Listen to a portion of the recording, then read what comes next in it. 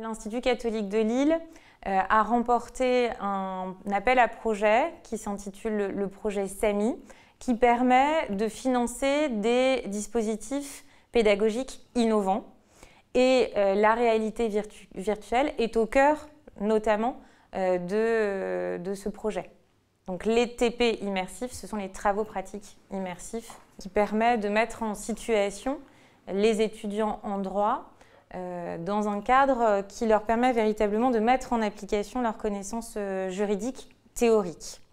L'idée étant d'avoir un casque de simulation de réalité virtuelle qui permet vraiment d'être en immersion, d'où le terme TP immersif, en immersion dans une situation que demain les étudiants en droit vivront dans un cadre professionnel. L'ambition, si vous voulez, c'est d'utiliser la réalité virtuelle au service de l'apprentissage de l'étudiant et permettre, grâce à ce genre d'innovation pédagogique, de faire que l'étudiant mette en pratique de façon la plus réelle possible, même si on est dans le cadre d'une réalité virtuelle, des techniques juridiques et des compétences professionnelles que demain, lorsqu'il sera vraiment sur le terrain dans le monde professionnel, il devra impérativement mobiliser.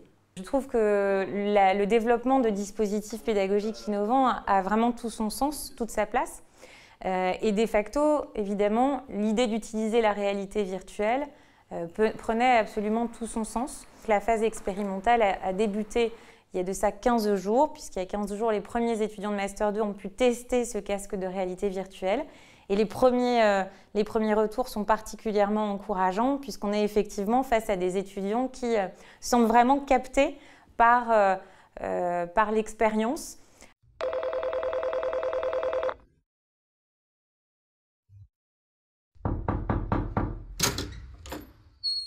Bonjour, excusez-moi de vous déranger. Un certain monsieur Soumaré est là, il souhaitait vous voir. Par contre, il n'a pas de rendez-vous.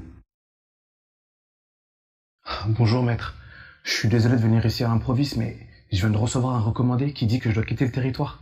J'ai déjà fait des stages, mais en cabinet d'avocat jamais, et face à une personne, et notamment en droit des étrangers, non plus, c'est une première fois.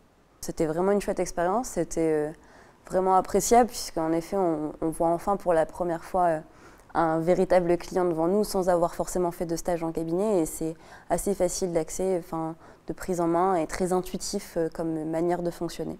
On n'est pas forcément préparé aux réactions des gens, on a beaucoup de connaissances théoriques au fur et à mesure de nos études, et c'est donc bien de pouvoir voir vraiment des réactions réelles et de voir un comportement humain en face de soi et pas forcément que des connaissances théoriques. C'est très intuitif, donc on a deux gâchettes, un casque et on peut facilement pointer les différents éléments, avoir accès au dossier des clients. Je pense que ça pourrait être intéressant à la fois pour les Master 2, mais aussi pour des années peut-être moins évoluées dans les études, pour leur donner déjà une première expérience de lien avec le client.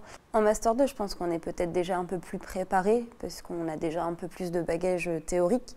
Mais justement, je pense que c'est aussi bien d'être confronté à ce qu'on maîtrise et à ce qu'on ne maîtrise pas encore, justement. Et c'est ces simulations qui permettent aussi de voir un peu... ce genre d'expérience permet de se situer et de voir un peu comment on réagirait aussi et ce qui nous reste aussi encore à acquérir. J'ai hâte effectivement que d'autres étudiants puissent tester, puisque leur retour nous permet évidemment d'améliorer la technique et de construire un dispositif qui sera, je l'espère, demain encore meilleur.